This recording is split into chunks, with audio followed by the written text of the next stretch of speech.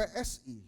Saya bilang sama teman-teman PSI, partai lo nggak akan besar karena satu hal, kalian nggak punya sayap organisasi.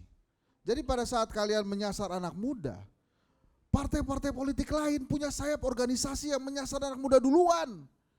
Lihat coba Golkar, ada MPG, ada AMPI, sekarang ada Forum Maker. Fokus Maker. Ya. Ganti aja bro, jadi Fokus Maker. Jadi artinya tanpa sayap organisasi, sebuah partai politik itu tidak akan besar. Partai, cuma 2 partai nanti yang kursinya lebih dari 100. PDIP, PDI Perjuangan dan Golkar. Nah, kita menamakan itu Liga Kursi 100. Oh iya. Kursi 100. Liga Kursi 100.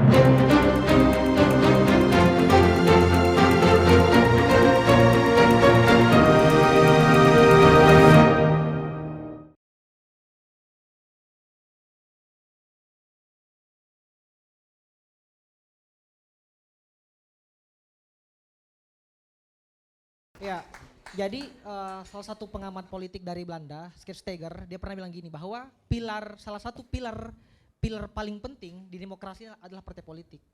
Nah, sehingga sejauh ini seberapa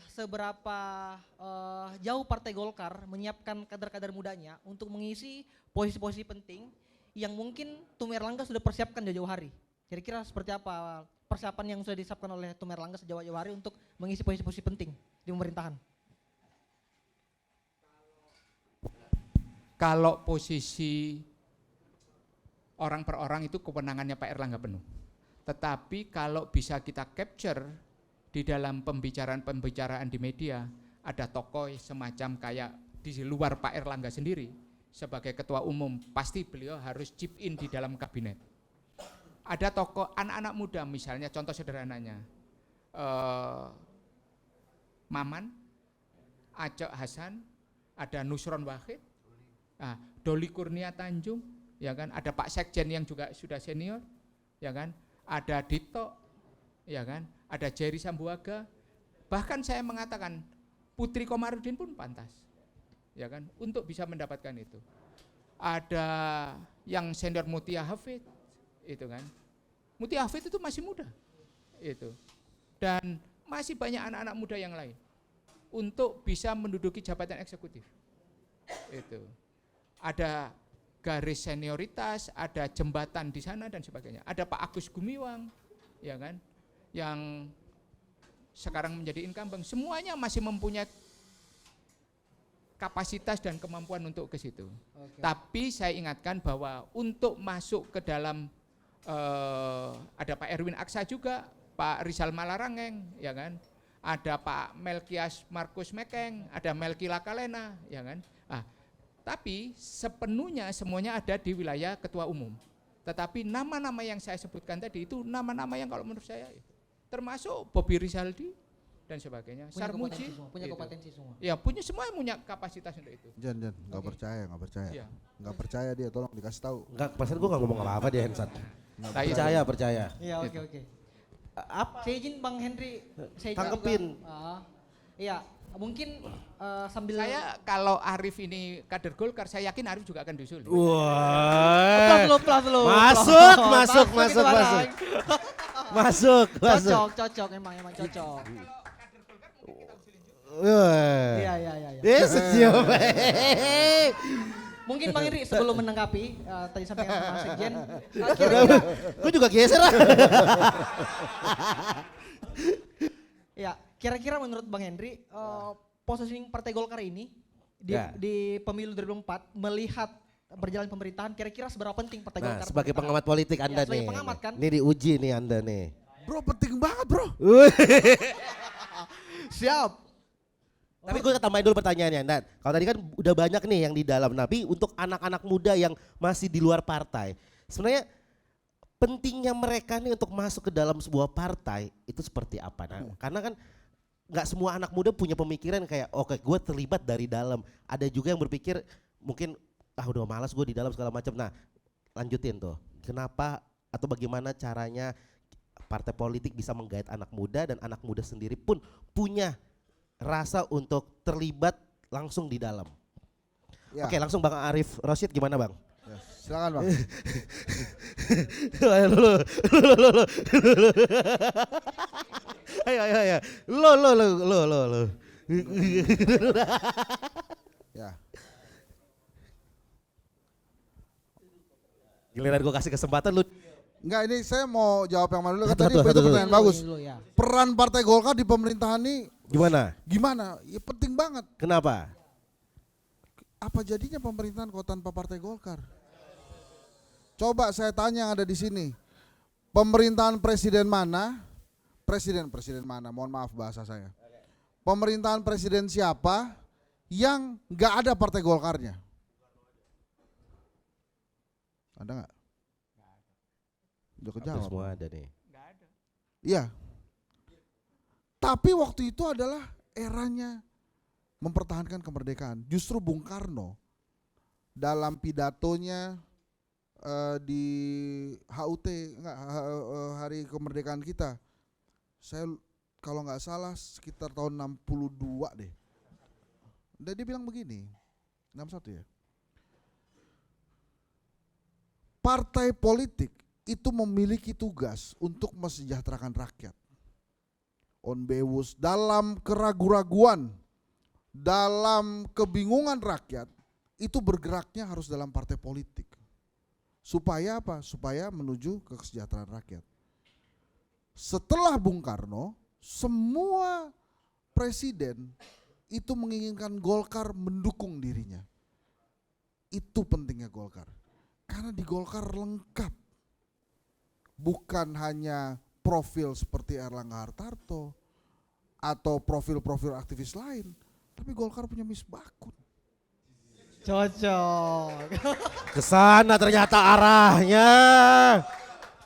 Jadi gini, ini gua agak serius ya. Ini serius nih. Minum Pak Sekjen, minum. Di parlemen Golkar kursi terbanyak kedua. Hah? Menjadi 100. Oh, karena P3 nggak ada ya? Kalau kan saat ini kan Golkar 85 menjadi 102. Dua. Yang partai cuma 2 partai nanti yang kursinya lebih dari 100. PDIP, Golkar. PDI Perjuangan dan Golkar. Nah, kita menamakan itu Liga Kursi 100. Oh iya. Kursi 100. Liga kursi 100. Liga kursi 100. Itu hanya akan 101 kalau Misbakun nggak masuk. Kalau Misbakun masuk 102. Itu penting tuh. Nah jadi bayangin aja di parlemen kursi terbanyak kedua. Kemudian di pilkada ini menargetkan target yang luar biasa. Jadi artinya akan hampir di seluruh daerah itu memiliki Golkar. Yang memang saya agak aneh tuh. Saya nggak ngerti kenapa komisi.co itu nggak boleh Golkar masuk komisi.co. Kenapa jadi gue terus sih San? Ini agak gimana gitu. Sekarang lu tadi pertanyaan susah tuh. Nah, Jawab tadi apa pertanyaannya? Lupa tadi. gue juga lupa. Iya. Kenapa? Gimana caranya partai politik bisa menggait anak muda dan bagaimana anak muda bisa tertarik untuk masuk partai politik? Saya boleh nggak kasih contoh yang bukan Golkar? Boleh. Boleh ya. Boleh Ini nggak? Boleh nggak? Boleh. Bukan karena Boleh. karena forum maker jaketnya sama. Iya.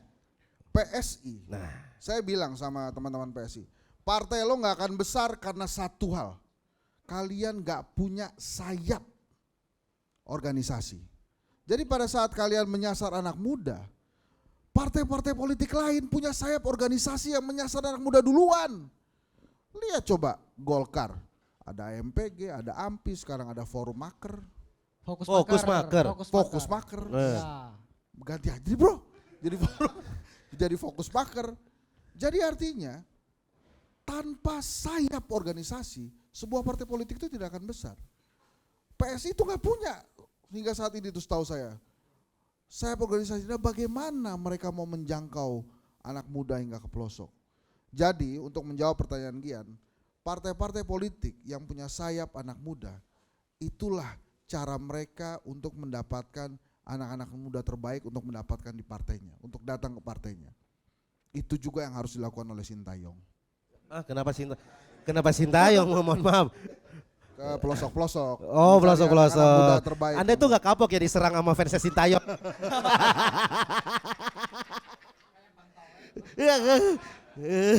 Oke, sebelum kita ada yang masih mau ngobrol nggak? Nggak, tambahan itu mungkin menurut ada gue tambahan. cara yang paling bagus itu saudara Oke, saya mungkin saya berorganisasi. partai. Oke. Ya, jadi mudah-mudahan teman-teman PSI juga mendengarkan itu dan kemudian bisa belajar ikut Institut Golkar Institute.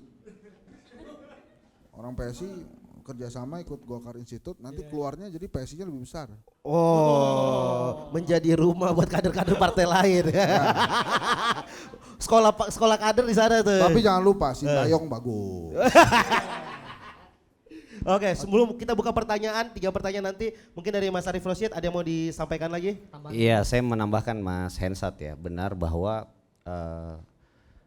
kan Golkar ini udah banyak ya organisasi sayapnya gitu, dan ada yang spesifik ya, misalnya teman-teman Fokus Maker ini kan spesifik ke mahasiswa ya.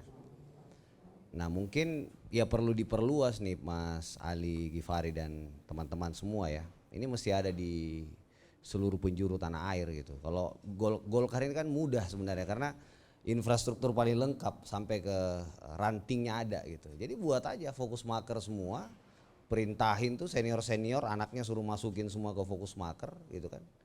Sehingga dengan seperti itu mereka bisa mengadopsi apa yang teman-teman lakukan di daerah di Jakarta ini, karena kalau aku lihat kan sepertinya ya yang aku lihat lebih banyak di Jakarta itu atau lebih banyak di kota-kota besar. Padahal menurut saya infrastruktur yang paling lengkap itu Golkar gitu. Jadi makanya di banyak kesempatan ketika saya diundang ke AMPI misalnya ya, saya beruntung juga Mas bisa jadi ikut terlibat di pemilu, kemudian bersama dengan teman-teman dari organisasi saya Partai Pemuda kan, sama Mbak Sarah Tidar, saya akhirnya bisa keliling kemana-mana dan berinteraksi dengan kader-kader mereka. Nah memang problem kita sekarang ini anak-anak muda ya, itu jadi gini, kalau aku diskusi dengan para caleg kemarin yang muda, mereka tuh jauh lebih mudah meyakinkan ibu-ibu, emak-emak daripada sesama orang muda. Karena ada rasa sikap tidak saling percaya ini antara anak muda, merasa gue lebih pintar daripada kalian gitu. Nah di saat yang bersamaan teman-teman anak muda dari partai politik dengan segala hormat agak eksklusif gitu ya. Saya kalau diundang acara malam habis itu after party gitu. Ya, acara-acara bakti sosial atau acara apa-apa itu terbatas sekali gitu. Nah menurut saya kegiatan-kegiatan seperti ini mungkin yang diperbanyak, diperluas sehingga orang itu menyadari bahwa Partai Golkar, anak-anak mudanya itu mau berpeluh gitu ya, mau ada di tengah-tengah masyarakat, mau ada di tengah-tengah anak-anak muda yang ada di desa. Kemudian mereka lihat manfaatnya. Nah, tanpa seperti itu menurut saya mustahil juga gitu ya. Ya mungkin ke depan Golkar banyak sekali sekarang ya, hampir di seluruh tadi disebut banyak ini ya, tapi semakin kesini kalau tidak ada yang masuk sampai ke bawah ya, cari tadi ya, mudah-mudahan nanti dengan pilkada ini kan ini kesempatannya sebenarnya melahirkan pemimpin-pemimpin muda yang baru ya, seperti Mas Diko mungkin kalau nyari anak-anak muda di Kendal pasti udah banyak gitu karena banyak yang terinspirasi dari Mas Diko. Betul. Gitu. Jadi mungkin itu sih sedikit inilah dari saya. Terima kasih. Oke, luar biasa. Memang anak muda sekarang harus mulai dididik malam berparti, pagi berpartai, gitu ya. Ya. Malam berparti, Bagi berpartai. Ayo. Saya Jadi nanya. work life balance. Saya nanya, boleh. Belum saya ada. nanya ke Pak Sekjen, boleh ya duluan. Ada 2 Pak Sekjen pertanyaan saya. Yang pertama adalah bagaimana cara Partai Golkar untuk mengcounter isu ketidakpercayaan rakyat terhadap partai politik. Itu yang pertama. Kemudian yang kedua, ya, ini tolong jangan terlalu lama ngerjainnya. Jadi kalau udah selesai langsung kumpulkan. Kan itu pertanyaan lu tuh, ini kan Oh ya, pertanyaan saya lu. terbawa arus. Oke, ya itu pertanyaan lu. Yang kedua, ada beberapa organisasi yang mendiskreditkan atau mendiskriminasi partai politik. Kita tidak terafiliasi partai politik ya. Organisasi ini tidak. Nah itu gimana tuh Pak Sekjen? Oke, silakan Pak Sekjen. Tadi di acara awal disampaikan oleh Pak Mas Hensat dalam rangka dia sebagai dosen, terus mahasiswanya menolak, mengatakan saya nggak mau ikut terlibat politik. Memaknai politik, seorang selalu mengatakan saya nggak mau jadi politisi karena politisi itu kotor. Saya nggak mau masuk ke politik karena politik itu istrinya kotor. Saya katakan, saya selalu menyampaikan bahwa politik itu sebagai sebuah cita-cita yang ideal, tidak ada yang buruk di sana. Tidak ada yang buruk di sana. ini kan pertarungan pemikiran. Ketika ada orang-orang yang gagal berkompetisi dan bertarung di politik, kemudian mereka minggir dan mendiskreditkan. Seakan-akan tidak ada kebaikan, tidak ada hal-hal yang ideal diperjuangkan di politik. Seorang mahasiswa memprotes UKT, padahal UKT yang dia putuskan itu adalah produk politik oleh seorang menteri dengan jabatan politik. Kenapa kemudian dia menjauhi politik itu? Harga BBM kita ditentukan oleh politisi, oleh perjuangan politik. Kemudian kita memberikan sumbangan dalam bentuk BOS, itu keputusan politik. Afirmasi anggaran 20% di dalam konstitusi kita, itu politik. Terus apakah itu bukan sebuah kesucian, keberpihakan kita, afirmasi kita terhadap pendidikan? Apakah itu sebuah kekotoran? Kalau orang mengatakan itu. Dan itu diperjuangkan oleh siapa? Oleh partai politik, Pak. Oleh partai politik. Lah, pertarungan pemikiran yang seperti ini, kalau kemudian kita tidak mendeliver bahwa politik itu ada cita-cita kebaikan, ada hal-hal yang ideal, hal-hal yang baik untuk diperjuangkan. Orang kan hanya membicarakan soal politik itu dari sisi apa? Dari sisi hura-huranya. Dari sisi hal-hal yang kemudian negatifnya disoroti. Kita tidak mungkin, Pak. Di dalam kumpulan 1.000 orang kita ketemu. Di politik itu yang diurusui itu adalah urusan manusia, Pak. Pemimpin politik itu adalah manusia yang memimpin manusia. Kita sedang tidak mencari malaikat untuk memimpin manusia, enggak. Itu. Kalau kita ya kan masih ngurusin manusia, menjadi pemimpinnya manusia. Di sana itu ada manusia yang tipenya A sampai Z, ada manusia baik juga tidak baik. Dia harus menjadi lautan. Lautan itu muara sungai, Pak. Mulai dari air bersih sampai kotoran manusia dilewatkan di sana, dan lautan itu masih kelihatan bersih, Pak. Biru di sana. Dan pemimpin itu harus begitu. Itu. Pemimpin harus begitu, Pak. Kalau Anda menjadi seorang presiden, menjadi seorang pemimpin politik, yang Anda pimpin ini orang manusia seperti ini semua. Enggak mungkin ada kemudian yang orang yang kelihatannya jelek dan sebagainya Anda pisahkan di pulau sendiri dan hanya memimpin sendiri, enggak. Lah inilah yang harus kita tunjukkan. Semua kebaikan ada sisi buruknya. Sekarang seberapa persen kebaikannya? Seberapa persen kita berpihak kepada rakyat kecil dan sebagainya. Dan semua diputuskan secara politik. Konstitusi kita yang mengatakan bahwa aspirasi politik paling ideal itu ya di partai politik. Contoh, orang yang gagal bersaing di partai politik kemudian tidak mampu bersaing di sana, kemudian melakukan upaya mendiskreditkan partai politik, ya silakan aja, tinggal kita bertarung. Kualitas kepemimpinan di partai politik itu teruji semua, Pak. Teruji.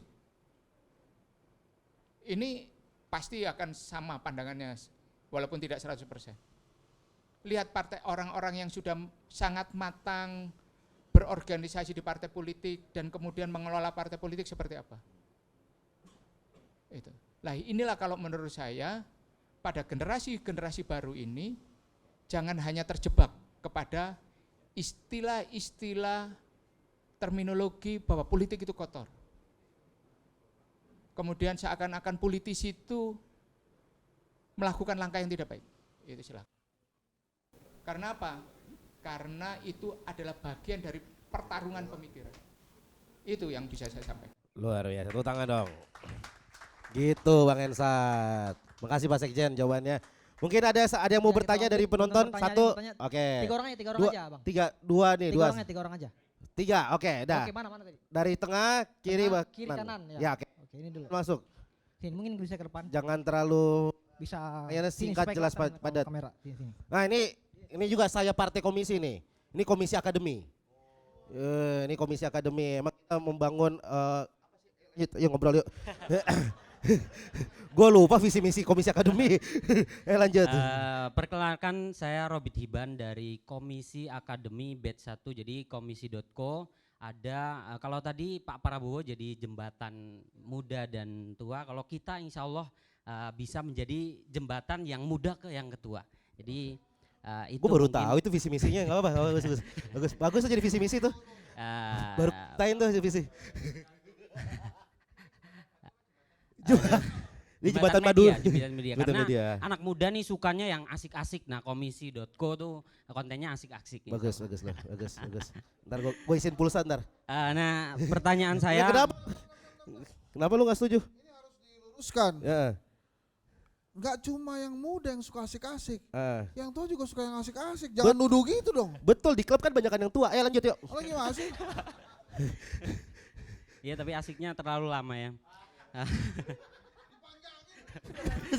Pertanyaannya dari Dia saya. yang ngomong gue yang bahaya. Pertanyaannya karena pengangguran dari Gen Z itu banyak banget ya. Kemarin saya 7,5 juta itu banyak banget. Itu justru menurut saya itu bagus. Saya setuju pengangguran diperbanyak di Gen Z. Itu karena itu hasil kerja keras generasi sebelumnya. Jadi kita walaupun nganggur tetap bisa hidup ya kan. Itu generasi kita. Itu justru ketika kita nganggur dalam tanda kutip penganggurannya yang menghargai waktu. Jadi kita bisa membaca buku, mengembangkan kreativitas kita apapun itu. Nah, yang menghargai waktu itu. Nah, pertanyaannya saya, gimana cara karena seleksi 7,5 juta pengangguran ini ya agak ketat. Gimana cara spesifik untuk kita dalam masuk ke politik itu apa yang perlu kita persiapkan yang spesifik banget karena mumpung kita nganggur kita belajar dulu gitu. Oke, Itu bagus. Mengisi waktu luang dengan masuk ke politik. Apa yang harus disiapkan? Ya, Silakan. terima kasih. Gue yang deg-degan, lu yang ngomong. Kenapa bilang bagus? Ya mungkin yang kedua langsung yang kedua. Langsung lanjut dulu. Oke, silakan. Sebelah kiri. Sekian tadi ya Anda yang angkat tangan, kenapa balik Sini. belakang? Boleh. Ya boleh, sini Lu aja. nanti langsung dijawab. Jadi Anda kerjanya apa? Belum kerja. Nganggur. Iya. Masuk partai politik dong. Oh iya.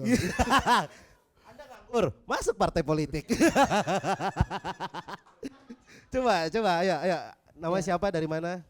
Selamat sore, saya Farhan Fauzan dari Bakor Oke. DKI Jakarta. Oke. Pertanyaannya simpel.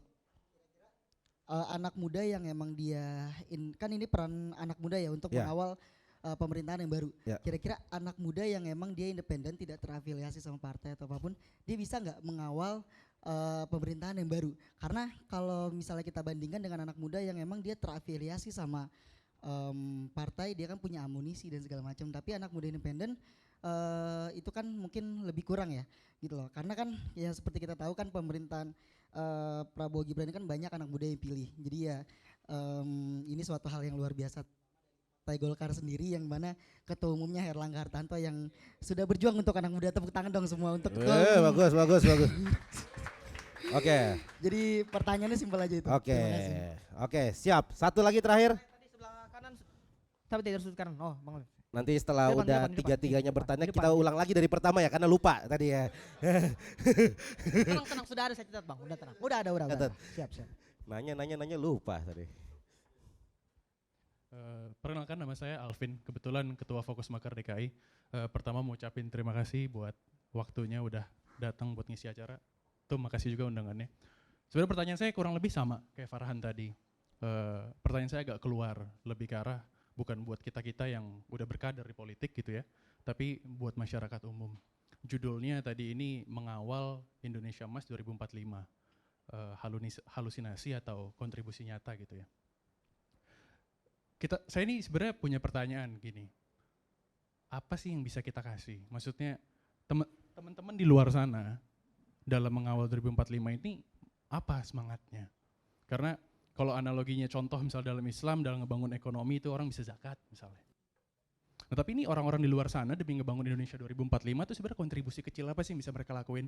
Yang kita nih orang-orang politik, kalau berarti kita ketemu teman di jalan nih dia orang biasa gitu ya. lu kontribusi ini dong demi 2045. Lu bantu kita di sini dong demi Indonesia Emas 2045. Misalnya contoh, lu rajin sholat lah, atau lu bangun diri lu lah, atau lu sana bikin warung lah gitu loh. Itu saya nggak lihat itu ada sebuah hal real yang benar-benar mau coba diiniin. Kalau jelas dari Pak Presiden Prabowo Subianto ingin perbaiki gizi, mencegah stunting. Dia perbaiki dari segi gizinya. Cuma kita ini anak muda, ketemu orang-orang di luar sana yang jelas-jelas kita sama-sama tahu mereka apatis gitu ya, teman-teman pemuda di luar sana. Itu kita bisa bantu mereka, ngasih mereka tuh nyuruh ngapain gitu. Kontribusi kecil aja, yang real, yang hari-hari. Analoginya kalau orang di Jepang misalnya disiplin. Misalnya atau orang-orang di India mungkin belajar, kalau orang India tuh pada pinter-pinter. Ini tuh apa gitu. Entah harus jaga nilai luhur, budaya, belajar bahasa adat atau apa. Kami butuh insight itu. Supaya kami juga bisa ngasih ke teman-teman. Terima kasih. Oke, terima kasih. Terima kasih teman-teman yang sudah bertanya. Jadi belajar dari hal yang kecil dulu ya, nggak punya second account itu dulu tuh. Itu dulu, belajar dari hal kecil aja dulu.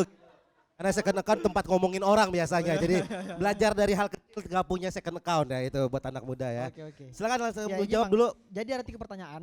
Yang pertama itu spesifik apa kira-kira yang perlu dipersiapkan untuk anak muda sebelum masuk partai politik?